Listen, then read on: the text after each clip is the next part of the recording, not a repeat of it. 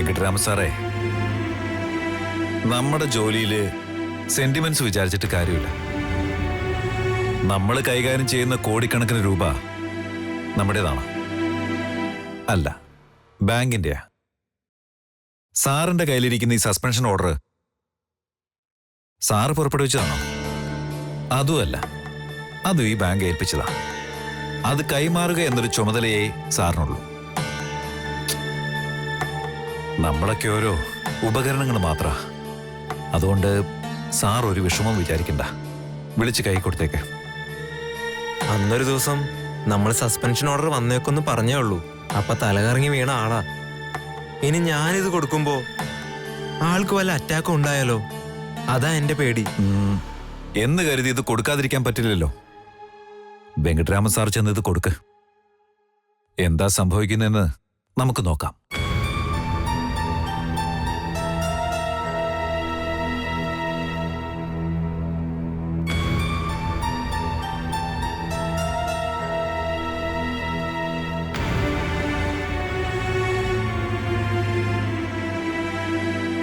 May I come in, sir? Yes, come in. പടിയിറങ്ങാനുള്ള ഉത്തരവ് കിട്ടി, sir.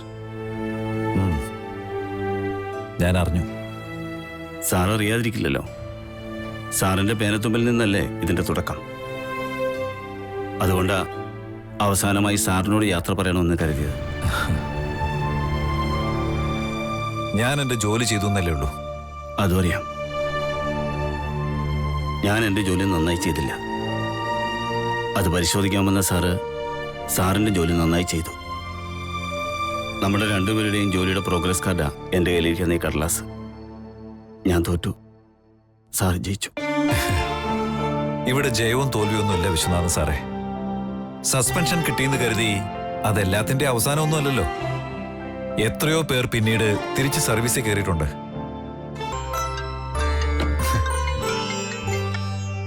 Hello. ദേവേട്ടൻ ഇപ്പൊ ഭക്തിയൊക്കെ വിട്ടോ? പണ്ട് വലിയ ഭക്തിക്കാരനായിരുന്നല്ലോ. ഇല്ല, ഭക്തിയൊക്കെ എപ്പോഴും ഉണ്ട്. എന്നിട്ട് അതിന്റെ ലക്ഷണമൊന്നും കാണുന്നില്ലല്ലോ. പഴയതുപോലെ ഭക്തി ഉണ്ടായിരുന്നെങ്കിൽ ദേവേട്ടന് ഇത്രയും നേരം എന്റെ അടുത്ത് നിക്കില്ലായിരുന്നു. അത് തന്നെ കാര്യം. ആഞ്ജനേയ ഭക്തനല്ലായിരുന്നോ? ഓടിയന്. അന്നൊക്കെ ഞാൻ അടുത്ത് വരുമ്പോഴൊക്കെ ദേവേട്ട ഓടി മാറുമായിരുന്നു. അതുകൊണ്ട് ഞാനും ആയ്മയൊക്കെ എന്തുമാത്രം ചിരിച്ചിട്ടുണ്ടെന്ന് അറിയാമോ? ചിലപ്പോഴൊക്കെ ദേവേട്ടനെ ദേഷ്യം പിടിപ്പിക്കാൻ തന്നെ ഞാൻ അടുത്തേക്ക് വരുമായിരുന്നു. അന്നത്തെ ആ ദേഷ്യമൊക്കെ ഇപ്പോഴും എന്നോടുണ്ടോ? അതൊക്കെ അന്നത്തെ ചില അറിവില്ലായ്മകളല്ലേ. അതൊക്കെ മാറിയല്ലോ. മാറിയോ? ശരിക്കും? പിന്നെ കാലം കഴിയുമ്പോ നമ്മുടെ ചിന്തകളൊക്കെ മാറില്ലേ. ശരി തെറ്റുകളെ കുറിച്ച് കുറച്ചും കൂടി ബോധ്യം വരില്ലേ. പിന്നെന്താ ദേവേട്ടൻ കല്യാണം കഴിക്കാത്ത? കല്യാണം അത് പിന്നെ ബ്രഹ്മചാരിയാവാൻ ഉറച്ചിട്ട് തന്നെയാണോ? അതോ സമയായില്ലെന്ന് തോന്നിട്ടോ? അതുമല്ല, പറ്റിയ പെണ്ണിനെ കണ്ടെത്താഞ്ഞിട്ടാണോ? ഞാൻ ബ്രഹ്മചാരിയാവാന്ന് പ്രതിജ്ഞ എടുത്തതാ. അതുകൊണ്ടാ. എന്നിട്ട് ആയ്മ പറഞ്ഞല്ലോ ഇന്നാള് കല്യാണത്തിന് സമ്മതിച്ചു. തിരുവനന്തപുരത്ത് നിന്ന് ആരോ കാണാൻ വന്നൊക്കെ. അത് ഞാൻ വെറുതെ പറഞ്ഞതാ. ഇനിയും അങ്ങനെ വല്ല മോഹം തോന്നിയാ എന്നോടും കൂടി ഒന്ന് പറയണേ. ദേവേട്ടനെ പറ്റിയ കുട്ടികൾ ആരെങ്കിലും ഉണ്ടോന്ന് ഞാനും കൂടി ഒന്ന് നോക്കാം. ദേവേട്ടന്റെ ഇഷ്ടാനിഷ്ടങ്ങളും സ്വഭാവങ്ങളും ഒക്കെ എനിക്ക് നന്നായിട്ട് അറിയാലോ. ഓ എടി എടി മീരെ, നീ ഒന്ന് വരുന്നുണ്ടോ? നേരം പോകുന്നടി. ദേവാ പോടാ. ഇവിടെ വീട്ടിൽ കൊണ്ടുപോയി ആക്കിയിട്ട് വേണം എനിക്ക് ബാങ്കിൽ പോവാൻ. അതുകൊണ്ടാ. ശരിടാ, നിങ്ങൾ പോയിക്കോ. വാടി അമ്പലവാസി. പോട്ടെ. അച്ഛൻ ഇങ്ങോട്ട് നോക്കി. എന്താ? അച്ഛൻ ഒരു പരിചയമില്ലേ അവരെ ആരെയും? അത് അവരാരാന്ന് എനിക്ക് എങ്ങനെ അറിയാം?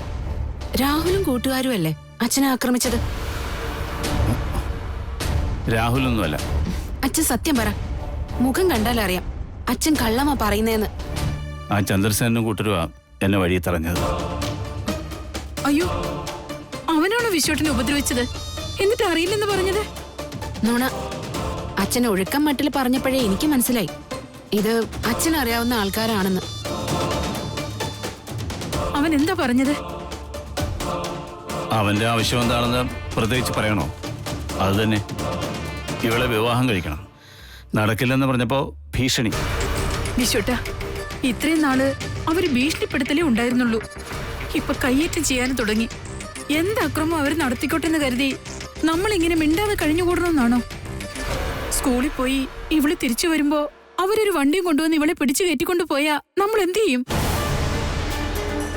നമ്മൾ എന്ത് ചെയ്യണമെന്നാ തന്റെ അഭിപ്രായം? അത് കേൾക്കട്ടെ. പോലീസിൽ അറിയിക്കണമെന്ന് എത്ര നാളായി ഞാൻ പറയുന്നു. ഇനിയും വൈകരുതെന്ന എന്റെ അഭിപ്രായം. അത് ചെയ്യാൻ ബുദ്ധിമുട്ടുള്ളത് കൊണ്ടല്ല. നമ്മൾ കേസ് കൊടുത്താൽ എന്തൊക്കെ കഥകളും രേഖകളുമാണ് അവർ പോലീസിന് മുമ്പിൽ വെളിപ്പെടുത്തുക എന്ന് നമുക്കറിയില്ലല്ലോ. അവരൊക്കെ പണവും സ്വാധീനവും ഉള്ളവരാ. ഇങ്ങനത്തെ കള്ളരേഖകൾ ഉണ്ടാക്കുന്ന വിദഗ്ധന്മാരെയൊക്കെ അവർക്ക് പരിചയമുണ്ടാവും. അതൊക്കെ വ്യാജമാണെന്ന് നമ്മൾ തെളിയിക്കണ്ടേ? അന്നവൻ്റെ മൊബൈലിൽ കുറെ ഫോട്ടോകൾ കാണിച്ചില്ലേ? അതൊക്കെ സത്യമല്ലെന്ന് നമുക്കറിയാം. പക്ഷേ ഒറ്റ നോട്ടത്തിൽ അത് കാണുന്ന ആരും അത് സത്യമാണെന്നല്ലേ കരുതൂ. ഇതൊന്നും അല്ലാതെ വേറൊരു ഭീഷണി കൂടി ഇത്തവണ അവൻ പ്രയോഗിച്ചു.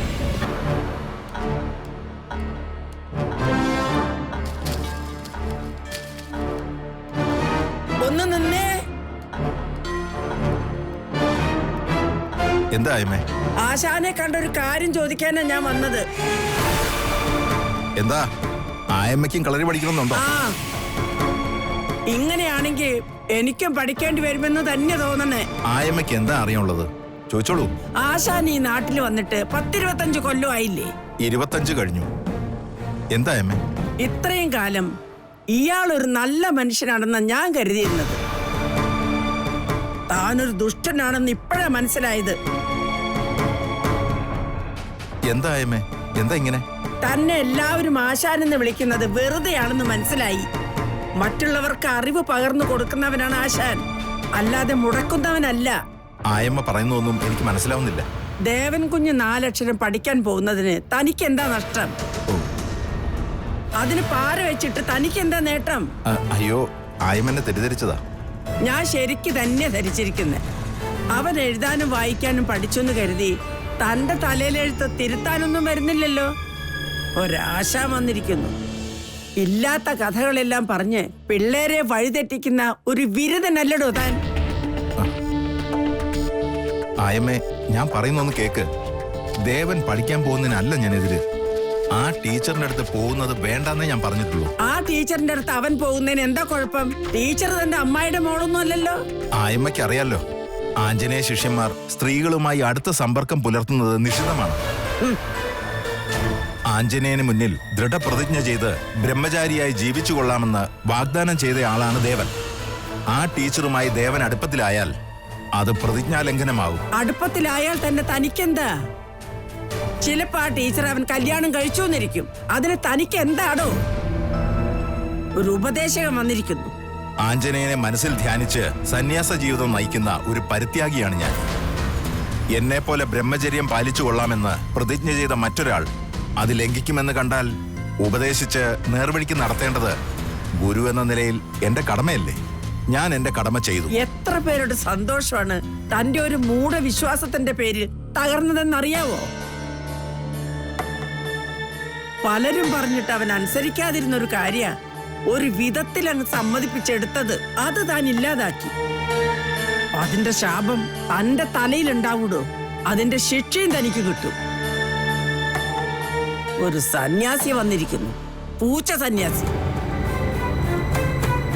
തന്റെ മുഖത്ത് നോക്കി 4 വർത്തമാനം പറയാൻ തന്നെയാ ഞാൻ വന്നത്. ഇനിയും താൻ എന്റെ മുന്നിൽ വന്നുപെടും. അന്ന് ഞാൻ ബാക്കി തന്നോളാം. സന്യാസി ഇപ്പൊ പോ.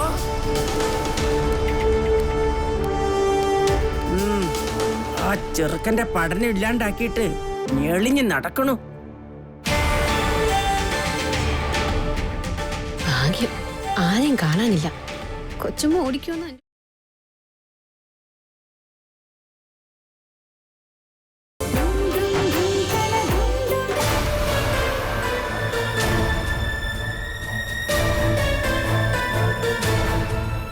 ആളെ ഒന്ന് കണ്ട മാപ്പ് പറയാനും ഞാൻ തയ്യാറാ. പക്ഷെ എങ്ങോട്ട് പോയിന്ന് പോലും അറിയില്ലല്ലോ.